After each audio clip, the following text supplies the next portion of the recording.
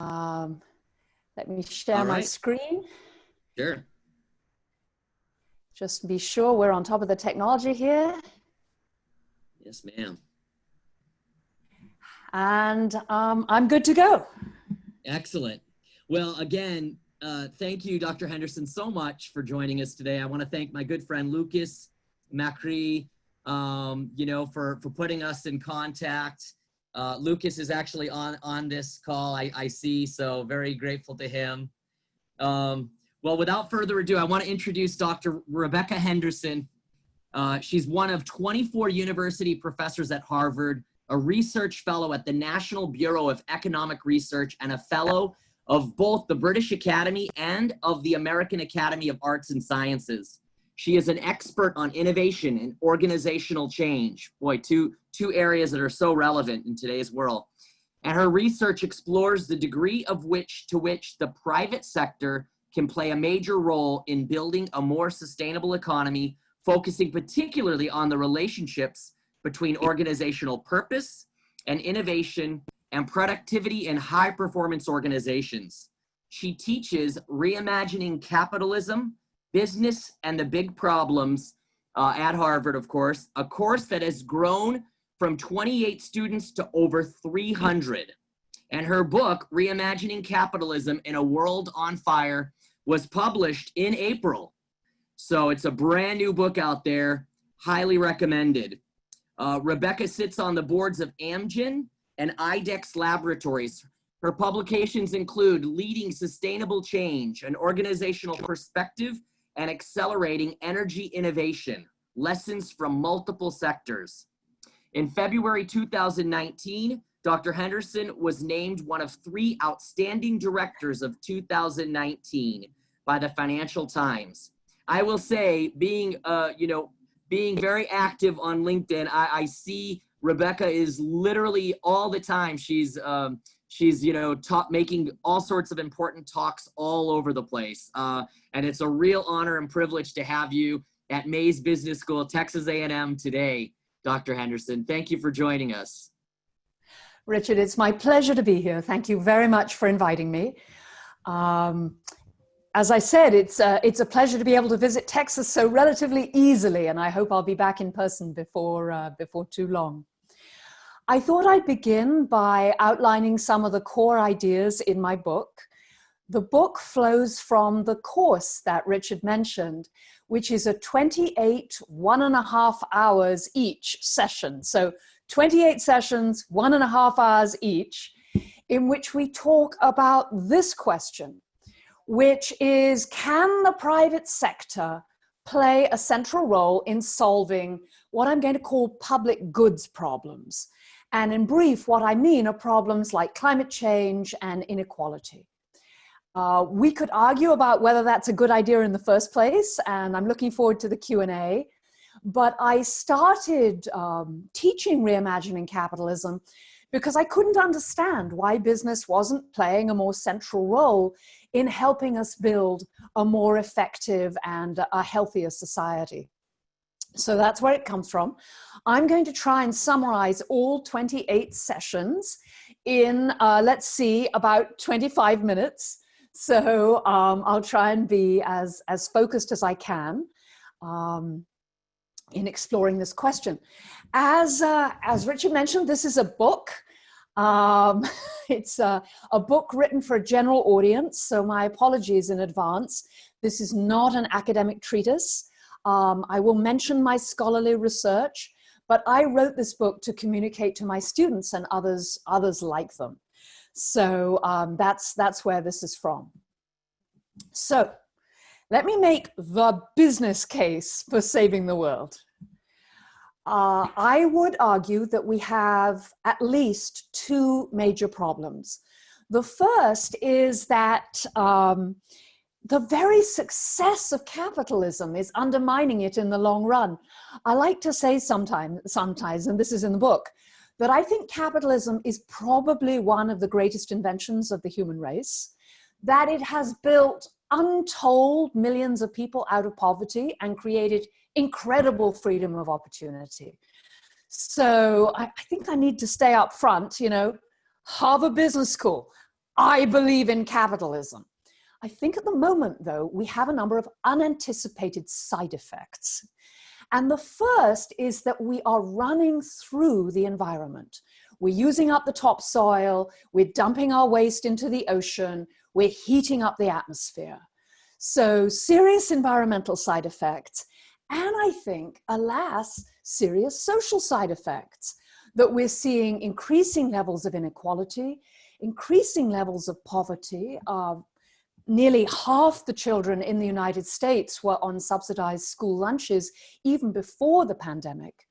And both of these problems are likely to get worse. In particular, AI and robotics are coming at us with the speed of light. They could be an incredible boon to mankind and to the economy. But I think deployed incorrectly, we risk seeing even worse unemployment than we're going to see coming out of the pandemic. So we have big problems. The climate change crisis is desperate. We have the IPCC, an organization of thousands of scientists brought together to sort of tell us what's going on with the science, tell us that we only have maybe 30 or 40 years to head off dangerous climate change. So that's potentially a huge problem. We keep pumping out carbon dioxide, which is the lifeblood of modern capitalism, and one of the great ironies. Miami Beach at current rates of change will probably be underwater in 2050. Here's a more graphic picture of what that might look like. South Vietnam will almost certainly be underwater, and most of this warming is baked in. One of the disturbing things about thinking about climate, and it's a subject I've been following for years now, is that most of the projections are coming in on the high side.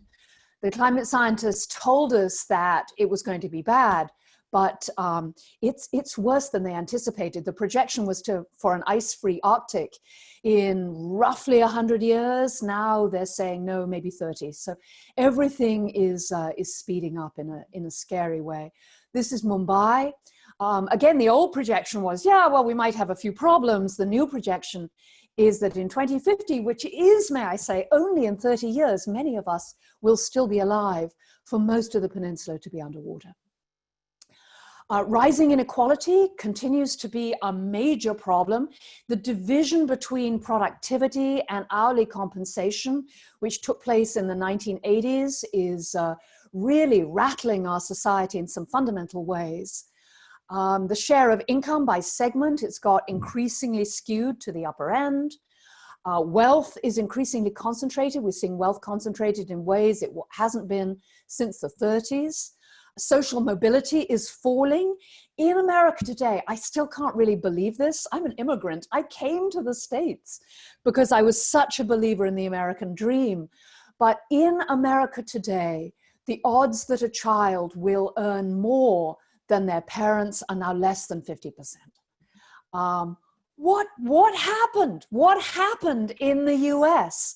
There's this wonderful book out by Ann Case and Angus Deaton at Princeton called Deaths of Despair, which is all about the explosion in despair, in alcoholism, in opioids death, in the non-educated white population in the US, which of course is creating all kinds of social unrest and arguably helping to drive our extreme and really counterproductive polarization. So I say in the book that I think these big problems, environment, inequality, the first best solution is politics. That what we need is to balance the free market with good government. The easy solution to climate change, for example, is a gradually increasing tax or fee that is sent back to people as a lump sum divided by the population of the US. Nearly every economist on the planet thinks we could address global warming in this relatively straightforward way, beautiful policy, do it gradually, make sure that you don't harm the economy, set the expectation, fantastic. Similarly with inequality, there are a number of policies that many people think would make a significant and immediate difference. But at the moment, our government is seemingly almost paralyzed. And the institutions that might hold good government in tension with the free market, the rule of law, free press, respect for minority rights, a voice for employees, is muffled or decaying. We spent most of the last 50 years saying government is the problem rather than potentially part of the solution. And my reading of many years of political economy, political development, is that without a strong, transparent, responsive, democratically accountable government to work with the free market, you get trouble. And what I think we have is trouble. Our institutions are under enormous stress. I'm British, as you might be able to tell. And Brexit, which I think is a disaster for the future of the United Kingdom, I think came directly from the feeling by those at the bottom of the income distribution that they were ignored, sidelined, pushed to one side. You're seeing similar dynamics in France, where Marine Le Pen nearly won the French presidency. These people on the bottom right are the famous French yellow vests, actively pushing back against any idea of a carbon policy because, hey, we're having trouble. We're having trouble making ends meet. So my question, and the question in the book and the course, is can business make a difference? If these massive problems pose a long-term threat to the health of the economy, and I think potentially to the legitimacy of capitalism itself, can business make a difference? And I know I'm talking to a Texan audience, so I may be sounding like, to you, like, is this woman from Venezuela? But let me give you just a couple of things to think about. One is, when we asked the first year class at the Harvard Business School, is capitalism broken? 50% of the students said yes. These are students at HBS. When you ask the general public, a majority says capitalism is not working for me. The game is rigged against me. The rich and the elites control everything. I think this is a very significant long-term threat for the legitimacy of capitalism itself. And I don't think climate change is going to help. You know, we're living in the midst of an incredible moment. The pandemic is causing immense suffering to millions of people, in addition to hundreds of thousands of deaths. And climate change will be like the pandemic, but without a virus, without a vaccine. We must find a way to run our society in a more balanced way, I think, for everyone's benefit, including people we're now calling essential workers. So the question is, can business make a difference? So yes, here's how I think they can in 15 minutes. Firstly, there are many business cases right now for business to make a difference right at the moment. We face what I call a Kodak moment. I spent the first 20 years of my life studying innovation in large organizations, and it looks like this. In the beginning, natural and social capital were free. We didn't need to worry about environmental problems or inequality. It was fine. Now we're facing a world where natural and social capital are expensive. I spent the first 20 years of my career working with firms trying to manage this kind of transition from the old way of doing things to the new. This new world we face is a classically disruptive opportunity for those firms that have the courage and creativity to grab it.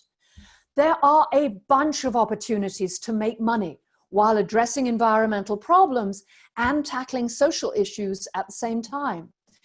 A whole range of business models, including attracting talent, increasing employee engagement, reducing risks, reducing costs.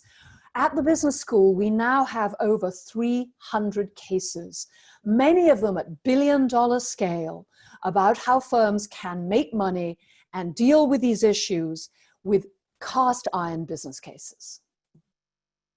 Individual firms can make a huge difference when they start to really do new things. I bet everyone is familiar with Elon Musk at Tesla, who said, you know, I think electric vehicles are the coming thing, made the investments that drove the technology down its learning curves, significantly increased customer interest, and now every major car company in the world has an electric vehicle program. In in burgers, you may or may not be familiar with the IPO of Beyond Meat. Is it Beyond Meat? It's Impossible Foods and Beyond Meat. Beyond Meat, which was the most successful IPO above $200 million in the last 20 years. This is a firm that sells soybeans masquerading as hamburgers. I know, I'm talking to Texans. It was the most successful IPO in 20 years. So these kinds of opportunities are out there. We're seeing billion-dollar industries based on the basis of trying to make a difference against these problems. Renewable is the most obvious in many parts of the world, including many parts of Texas. Solar and wind power are now cheaper than fossil fuels. So individual firms can make a huge difference. Now, change is hard. I was a professor at MIT for 20 years, where I was, for most of it, the Eastman Kodak Professor of Management. That means I worked with firms like Kodak and General Motors and Nokia that were trying to respond to new things. And it is super hard. The temptation is to say, it's not happening. You know, just don't bug me. Or if it is happening, we won't make any money. And if we will make money, we're busy. We can't get it done. This kind of change is tough. The good news is that moving in this direction, trying to make a difference against these kinds of social and environmental problems, can be a way of unleashing incredible purpose and focus inside the firm. This is what my scholarly research is about. Trying to understand why the embrace of a common purpose can really improve the performance of a firm. We now have very good data to suggest that in the average industry, the most productive firms are more than twice as productive as the least. I spent 30 years of my career in windowless conference rooms with other economists trying to make this result go away. Some firms are just much more productive than others, even after you control for schooling and education and the quality of the capital and how competitive your end product market is. They are more productive. What's driving that? One possibility, and I'd be happy to talk more about this. This is a deep area of controversy and discussion in academia at the moment, is maybe it's purpose. Now, let me be clear. When I talk about purpose, I don't mean purpose instead of profits. I'm a huge fan of shareholder value. I have been on 2 major corporate boards for more than 10 years. I was on the board of Amgen, which is a Fortune 200 pharmaceutical company. I understand the importance of giving decent returns to investors and maximizing shareholder value. The question is, can you do it in a purpose-driven way? One might say, you know, the purpose of one needs to breathe to live, but the purpose of living is not breathing. So I think of purpose as firms deciding, embracing. Most firms actually kind of think this, but the purpose of the firm is not making money. Making money is necessary. The purpose of the firm is building a prosperous, free, open society. And so if you can get clear about that purpose, and if you can hold it in tension with your profit, then all kinds of good things happen. You select for people who share your beliefs. You create a common identity. You develop shared values and a deep sense of authenticity. And we have thousands of papers in the psychological literature and in social psychology and in behavioral economics suggesting that these kinds of attributes significantly increase performance. So that's good news, right? But action by individual firms is not going to be enough. I do not believe that if every firm in the country embraced a larger purpose than simply making money and focused their energies on finding business models that, yes, made money, but also addressed environmental or social problems, that would be amazing. It would make a huge difference, but it wouldn't take us where we need to go. Because there are some problems for which there is no individual business case. There just is not. It's only by acting together that firms can make a difference. So take, for example, the case of Unilever, which some years ago decided that it was going to use only sustainably grown palm oil. Conventionally grown palm oil is an environmental and social disaster, causing massive emissions of greenhouse gases and significant problems in the supply chain. Slave labor, things like this. It's not a good crop, conventionally grown. Unilever said, we'll only buy the sustainable stuff. Great decision. Why did they do it? Because they were being pushed by their consumers and by NGOs. They were worried about their brand. They had attack ads focused on them, showing the last orangutan in Sumatra grabbing a tree as the world around him burns. So Unilever said, we need to address this. We have a business case to address this. But then they found that buying sustainably grown palm oil would cost perhaps an additional 20, 30%. And this is a central ingredient for which consumers are not willing to pay more.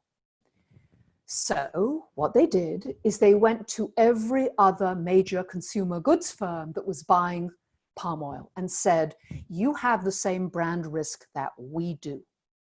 Let's all decide to use only sustainable oil. We will commit the whole industry, the Consumer Goods Forum in the US, 67% of globally traded palm oil committed to be deforestation free by 2020, which you'll have noticed it's 2020. We'll come back to that. But they made a major commitment to stop using conventional oil. The prisoner's dilemma can be solved. We have many examples now of businesses coming together and saying, look, let's all agree to address this issue. So lobster fishing in Maine, Eleanor Ostrom's work, super famous. If you exceed your lobster quota in Maine, you are liable to get a visit from some friends who explain that we're all holding back on how much we catch so that the whole industry can thrive. The Institute of Nuclear Power Operations is a voluntary organization amongst US nuclear power operators that is absolutely central to maintaining safety in nuclear power. The International Chamber of Commerce runs basically all of global trade, sets the rules, enforces the rules. It's an entirely voluntary business-run organization. So we can imagine this kind of cooperation. Walmart recently suggested that in retail, large firms might be paying too little to their employees, that the industry had pushed wages down so low that people were so stressed and the kind of people that they could persuade to work for them were not generating the productivity or the engagement they needed, that maybe the entire industry should raise wages. Trying to get cooperation to address these kinds of issues. I talk more about these guys. They're amazing, but all voluntary and very, very successful. The question is how far cooperation can take us. Industry level cooperation has made a huge difference in many industries. In textiles, which is the top photograph, the groups like the Sustainable Apparel Coalition have succeeded mostly in getting child labor out of their supply chains and in pushing back on forced overtime and on widespread sexual assault in most of these supply chains. Working together, the companies have been able to reduce that. In palm oil, which is the photograph underneath, the companies have been able to make enormous progress, certifying oil, detecting when people are doing inappropriate things, in setting a common standard, in communicating that to consumers. But they're not working. Any firm in this industry would tell you these collective actions has both made enormous progress and not solved the problem. Why not? Because it's hard. These are global collaborations involving hundreds of firms on billions of dollars of trade. And there's always a temptation for some firm to break the rules, break the agreement, do things the hard way. So it's hard to set up this kind of collaboration, and we have to look in other directions. Two other directions people are looking in. One is whether investors could enforce cooperation. This is a wild and crazy idea. I've come to believe that it might make all the difference in the world. This is a quote from Hiro Mizuno, who until recently was the chief investment officer at the Japanese pension fund. That's the largest pension fund in the world. They control about 1% of all the world's equities and a good chunk of every other financial asset. Hiro came to believe that climate change, the risk of climate change, and the problems of social inclusion in Japan was so great that they posed a risk to his entire portfolio, that his fiduciary duty required him to attempt to tackle these risks. A bunch of the very big investors are coming to the same conclusion. Essentially, they have so much money that they can't diversify away from a systemic risk like climate change or institutional degradation. They cannot find the magic stock that's going to float above the fray if most of the major ports are underwater or if the political system starts to break down. So these very large investors are starting to say, you know what, firms in our portfolio, we want you paying attention to these issues. They may be able to enforce cooperation. There's a whole movement towards measuring material non-financial metrics, environmental, social, and governance metrics. A lot of investors think this is just a great way to make money, that firms that are doing well on these metrics do better. And there is some evidence in the pandemic that that's actually been true. But these metrics could really help investors to lock in place behaving better against these kinds of public goods problems. There's no evidence that performing well on these metrics causes performance problems, and some evidence that they're positively correlated. And so it's not a coincidence, I think, that you see in Larry Fink's recent letter. Larry Fink is the is the CEO of BlackRock, the largest asset manager in the world. They control more than $7 trillion in assets. He announced that he was going to be asking every firm in his portfolio on behalf of his customers what they were doing to respond to climate risk. So a huge movement among investors. But I sometimes think that investors may make enormous progress against problems like climate change, and that they might be able to persuade a lot of their firms to take a longer time horizon, the kind of longer time horizon that lets firms invest in high road employment models and pay people better.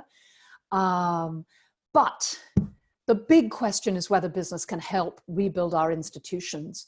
Because in the end, free societies, those that have what the political scientists call inclusive institutions, yes, a strong free market, but also a strong, democratically elected, accountable, transparent government working in partnership with the free market, have a much, much stronger history of success. So we see business starting to work with local governments in cities across the country. I understand that in Texas, every chamber of commerce in Texas, for example, lobbied for the Medicaid expansion in Texas. An example of the business sector lobbying in favor of a policy that would increase well-being across the entire state.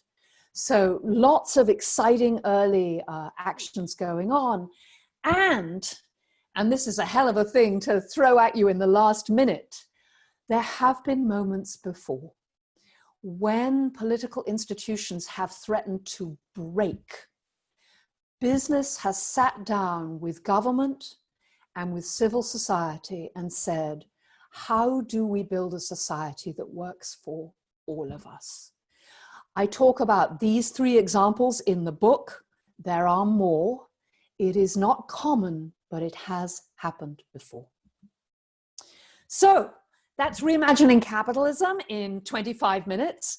All we need to do is create shared value. So do the right thing, make money, rewire the entire financial system, build cooperation, rebuild our institutions. Oh, and by the way, changing the normative frame is academic speak for all of us need to think about all of us. We've spent too much time focusing only on me right now. We need to focus on us and later.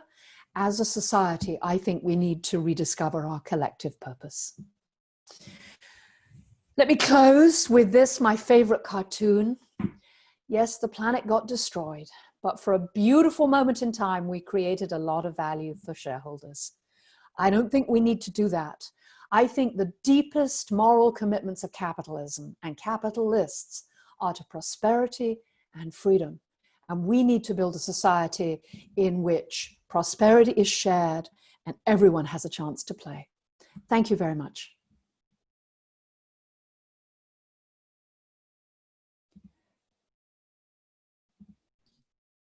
Well, that was excellent, Dr. Henderson. Thank you so much. Very, very interesting.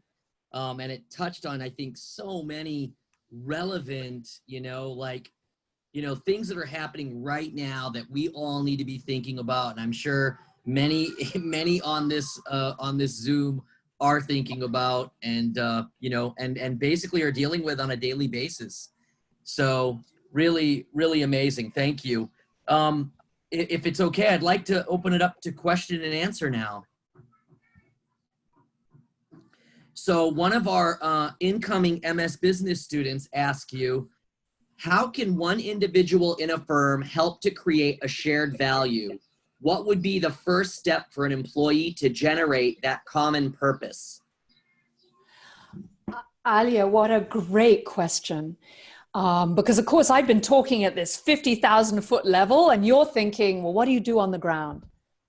So let me tell you a story about a man called Michel Legence.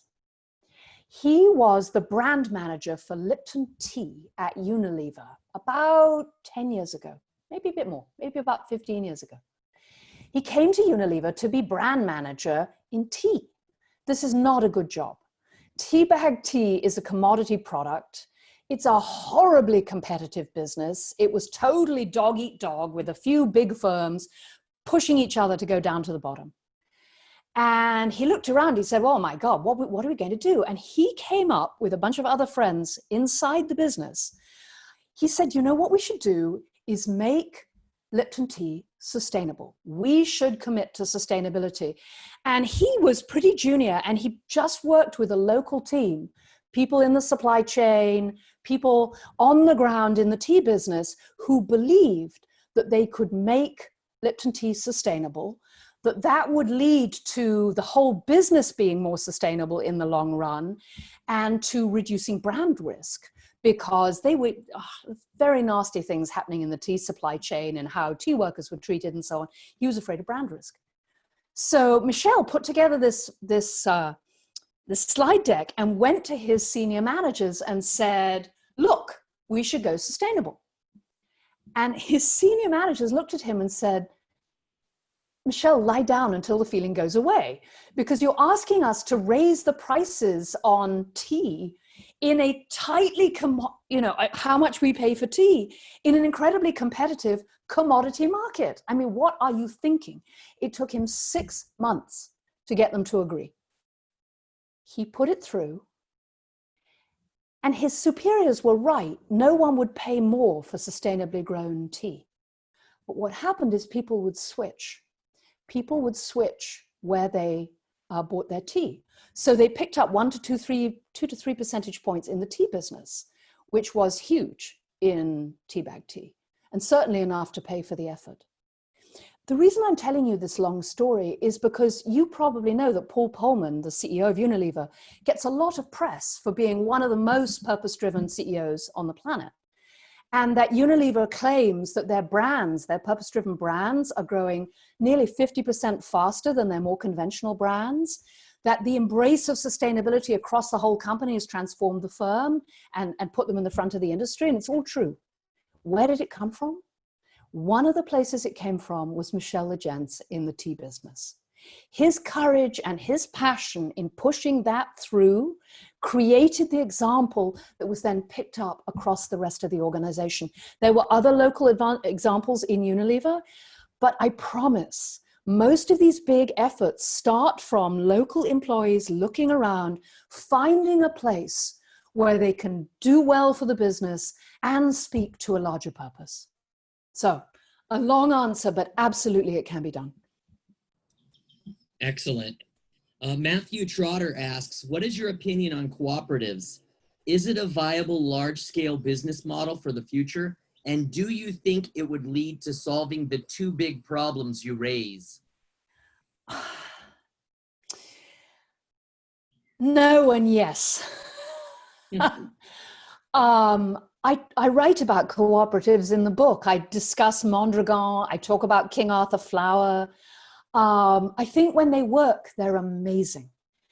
And when you find a group of workers who are committed to working cooperatively, when you can set up an employee stock ownership plan and combine it with real engagement in how the business is run, I think we have a lot of evidence to suggest that that creates all kinds of benefits, not only greater employee engagement, but greater wealth and lower probability of layoffs. One of my colleagues here at Harvard, called Richard Freeman, has a fantastic sequence of papers with very careful analysis on what is the effect of employee ownership on financial returns. And I think the data is really incontrovertible. The reason I'm not sure how large scale it can be in the time frame we're looking at. It's super tough. I mean, Mondragon, the largest employee-owned firm in the world, got that way through slowly growing over, and now it's a 17 billion euro business, amazingly successful. But it took a long time to build the way of working and build the social capital. It may be that we're at a moment where there's such hunger for new models that people will reach out and pick these up and make them work. And I think if we had widespread employee-owned capitalism, which I think of as like ultimate capitalism, right? Everybody owns the business where they work. Very cool. That it would make a difference against these big problems, particularly against inequality. So I think it's super important. If that's what you're focused on, I would really recommend going there. So much interest and engagement. I just worry as a matter of scaling whether I don't think it can be the only solution. Fantastic. Actually, we have an executive professor in the MBA programs office, Janet Marcantonio asks, she says, a number of studies have shown that significant percentages of secondary and university students cannot tell facts from disinformation in the sources they consume online and elsewhere. A democracy depends on a reliably informed citizenry. In your view, what entities, including business, can have a positive impact on this deeply troubling situation? Janet, I think we need to rediscover civics. And I think you think so too, or you wouldn't have asked this question. We need to think about civics rather than politics. It shouldn't be controversial that in schools we teach children to identify dubious information from real information, that we teach what it means to be a scientific study and what kinds of standards of proof are involved, that we teach democracy is about everybody participating. This is a hard-won freedom that people died for. So I think business people look at me and go, Rebecca, I don't do politics. And I understand why business people don't do politics. As I said, I was on, the Amgen board for a long time, and I'm on another major corporate board now. You don't do politics. It's all about the healthy society. And civics should not be partisan. So I think business can work with schools to help fund civics programs.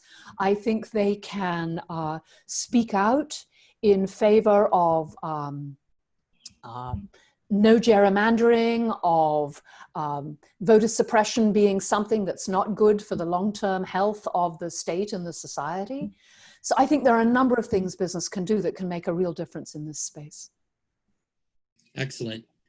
Dr. Arvind Mahajan, the Associate Dean for the Graduate Programs Office, has a question for you. Arvind, I'll unmute you. Go ahead. Oh, thank you.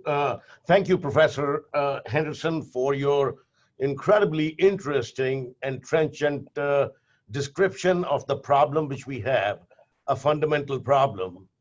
You started with the assumption, as all academics do, that there is climate change and there is income inequality.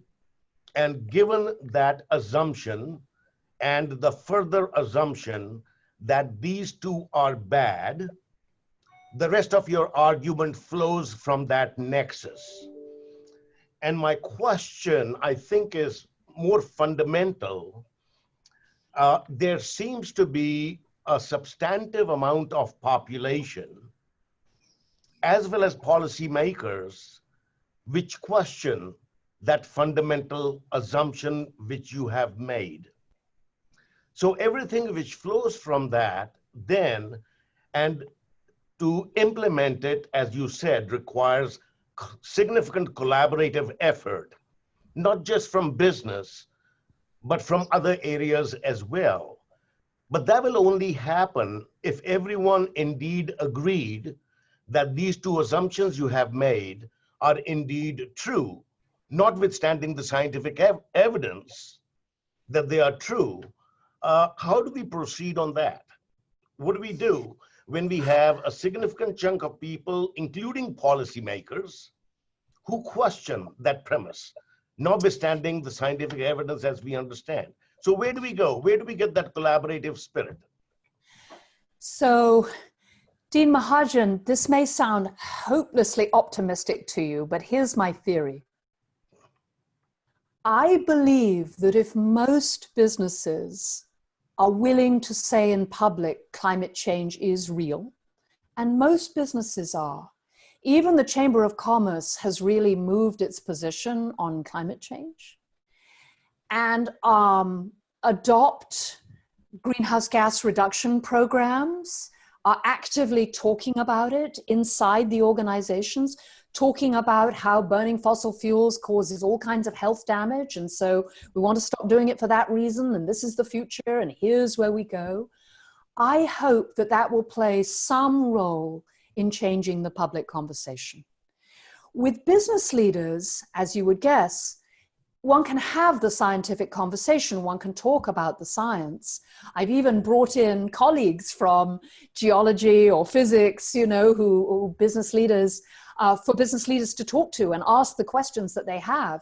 We do that routinely at the business schools so that business leaders can become confident in the science for themselves. But then for them to go back to their communities and say, and my favorite way of phrasing this is, you may be right. Perhaps climate change is not happening. What odds do you want to lay on that belief? And do you want to take that risk? I think framing it as a risk, which business people are so well equipped to do, is the way forward here.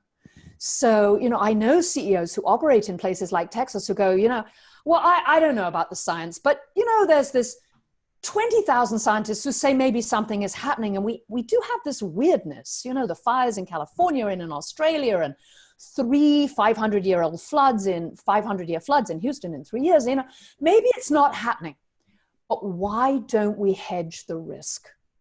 And that's the argument that seems to be moving the investors too, is, you know, I don't know what's going to happen, but this looks like a pretty big risk that we can address for not very much money. Why wouldn't we do that? Thank you. This is terrific. I'm tempted to link this with the current crises we are going through, COVID-19. it seems like societies coalesce when there is an existential threat. Yes. And it seems that this is such an opportunity where Yes. some of these issues you have raised could be linked together and coalesced into one which has behavioral implications for citizenry as well as for policymakers, and a rethink of corporate social responsibility by businesses. Yes, yes, yes. I think you're exactly right. Nothing guaranteed, but it could be. We could take the terrible disruption and the suffering and the anger of this moment and turn it into something positive. I think so. Thank you very much. Thank you. Excellent. One of our full-time MBA students, Shreya Maharishi, she asks, what are some of the ways we can motivate prosperous and top-level business folks who are the decision makers to focus on shared capitalism? About 5 years ago, I got a call from a CEO friend of mine, whom I will call Fred, not his real name. He called and he said, Rebecca, you know I think all this sustainability stuff is bullshit, don't you? And I said, yes, Fred, I know you think that. And he said, but you know, everyone I'm trying to hire thinks it's a big deal. Would you come and talk to us, please? So I went and talked to him. And he was a shareholder value, that's all I care about at any cost kind of guy. But he was also very smart. And his people were really pushing him. It turned out he was in a business where it was relatively easy to create shared value. It was a fabulous product that people really liked. He was already paying well. I mean, it was for him a matter of tweaking. And he sort of went into it because of the hiring problem, but over time he changed his mind. Now he's one of the more value-driven CEOs I know. So employees and customers, in that order. Employees are the most important. Oh, and I'm leaving out something very important. Forgive me. Children. I was working with a whole group of business owners just before the pandemic, late February. Everyone in the room owned their own business. Nearly everyone was over 65.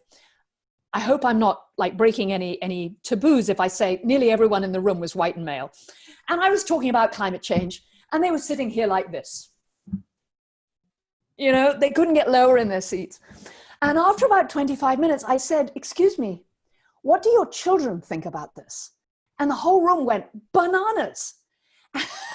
And pretty soon we were talking about, yes, it's a real issue and a threat, and how do we do it, and how do we make money, and where do we go? So children, employees, customers. Customers are the least reliable. They will switch, but except in very few product categories or very few consumers, pointy-headed female professors from Cambridge who drive hybrids, you know, they will pay more, but mostly it's about children and employees. I think the risk case is really helpful, but at root, you have to have that emotional whoa, and the whoa comes from the employees.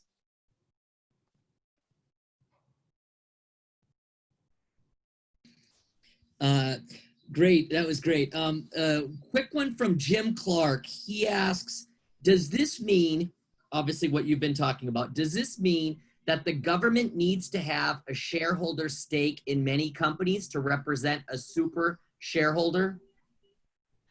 Oh, I actually think not. I am not a fan of the state ownership of the means of production. I'm a capitalist. I want to run the capitalist system full on, but with the rules fixed so that as I seek to run my company, I don't cause collateral damage. So rather than trying to make firms, so some, you know, I'm always torn on this. My friends in conscious capitalism for a long time thought that if we could make every firm purpose-driven and they would do the right thing, we'd be set. I really don't think that's going to work. I think we just have to run classic capitalism. But if you throw greenhouse gases out the window, and we know that causes enormous social harm, you should pay a little bit for the cost of that. And if you have a workforce we should make sure we have appropriate legislation in place such that you can't push them to below the poverty line, to dependence on government welfare, to basically almost a breakdown of the social fabric. And so I'm a great believer in partnering. I think at moments of great stress like this and like 2008, there's definitely a role to be played in business, maybe in government, maybe taking a temporary stake so that the public benefits from the upside of supporting that company. But I don't want long-term government ownership of firms. I think firms should be firms and the government should do what the government should do. Great. ML asks, what role does hyper-consumerism play in our current global predicament? And how much could consumers reverse some trends with personal restraint?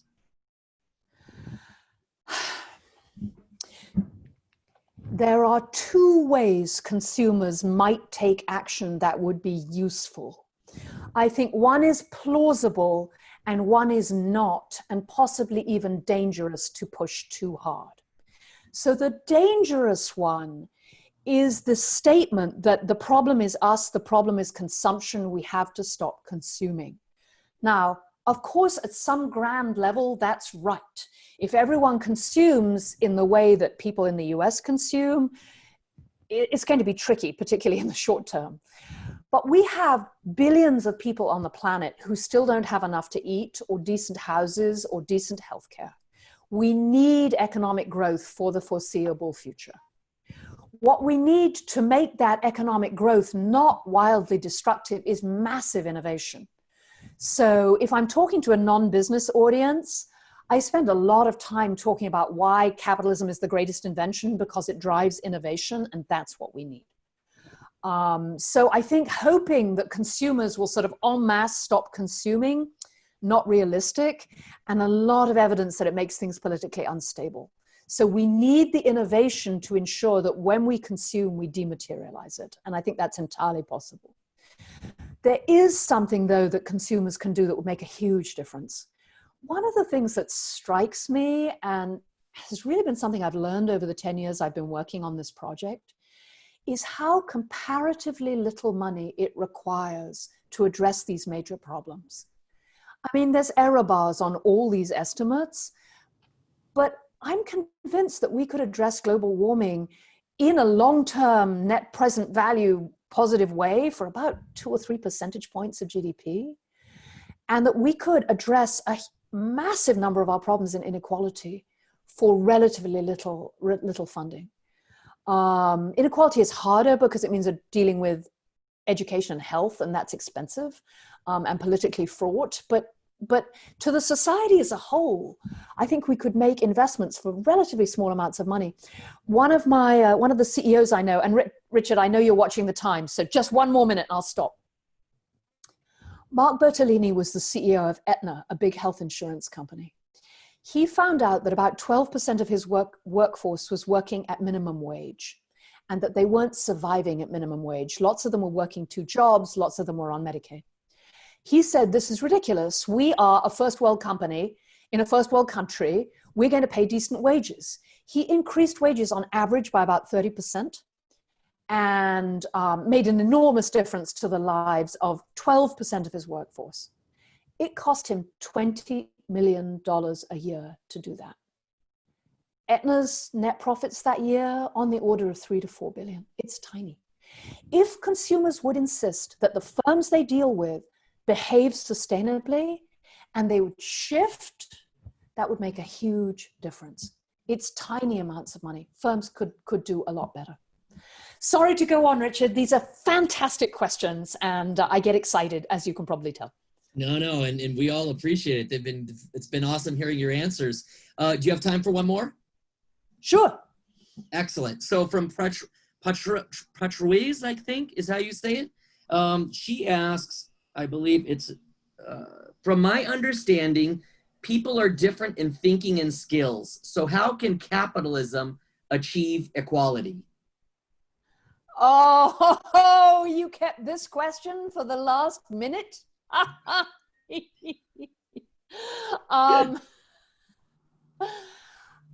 It depends how you define equality. There are two different definitions. One is equality of opportunity, and one is equality of outcome.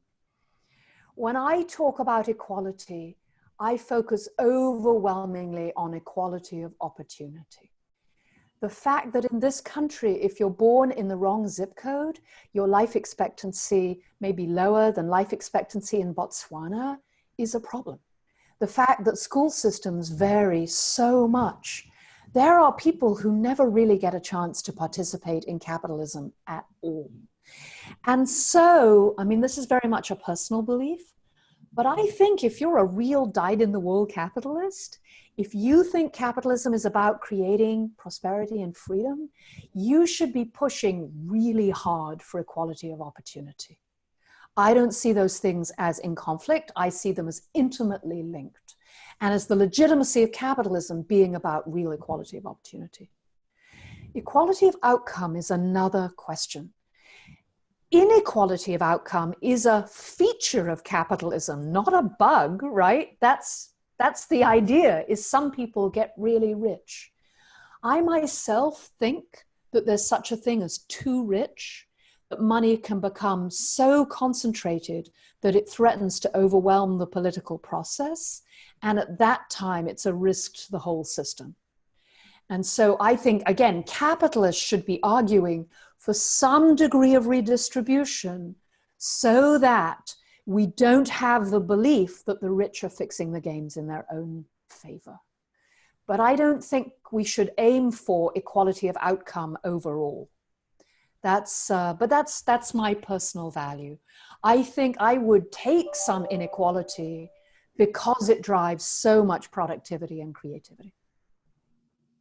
Excellent. I have to, because I think you're going to enjoy answering this question. I just will end it with this. It's a bit of a provocative question from Trenner. It sounds like the argument of climate change is predicated mostly on the notion that it is human caused. There are large groups of scientists that believe that climate change is a natural cycle in Earth's life, fluctuating through millions of years. If this is the case, what would be the impact on your thesis?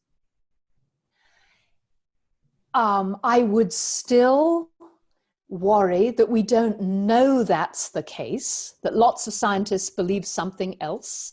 So I'd still want to take out some insurance in case those other scientists are right. But mostly, I want you to send me the titles and some of these articles and some of these scientists. Because one of the things I do is I'm always keen to read other points of view. I work with the scientists at Harvard. They keep me pretty well supplied with the latest literature, but I'm always keen to read new work. If you think there's something I should read, please send it to me. I'm rhenderson@hbs.edu. I'm super easy to reach. Excellent. Well, I think this is a good time, Dr. Henderson. If you've got any sort of closing thoughts for us, it'd be a great time to hear them now from you. Sure. I've been doing a lot of talks. I find that many people are tempted to despair. This is a really hard time for our country and for our world. But I don't think we need to. I think the human race is super smart. I think Americans are really smart. I think we'll come together around a way to solve our problems. We have the technology, we have the resources. We can address the poisoning of the oceans and the destruction of topsoil. It can all be fixed. And we can take care of each other in a way that leaves everyone with plenty. I'm not worried. Thank you very much. Excellent. Well, if you all are like me and you've just been blown away this afternoon, do keep in mind, you can read more from Dr. Henderson, her new book. Once again, I want to plug your new book because I'm sure it's just amazing. Reimagining Capitalism in a World on Fire. And again, thank you so much for joining us today. It's been a real pleasure having you. And I only look forward to the next time I get a chance to chat with you, really. Thanks again. Richard, you must come talk to my boss about that pay raise I'm pushing for. Yes. Thank you very much for your kind comments. It's been a pleasure, and thank you for such fantastic questions. I hope one day to be with you in College Station in person. It would be a delight. Thank you very, very much. All right. Rest assured, I'm going to hold you to it. Thanks a lot. Have a Take good care. one. Thank you. Bye-bye. Thanks. Bye. Bye, everyone. Thanks for joining us.